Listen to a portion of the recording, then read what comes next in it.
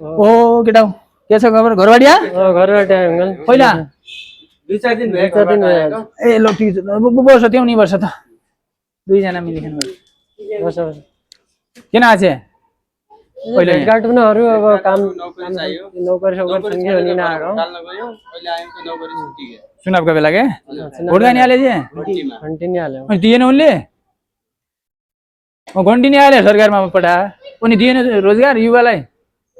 अहिले लुतु लुतु उदाउनु पर्यो केका लागि गया त त्यो कारणले म गएन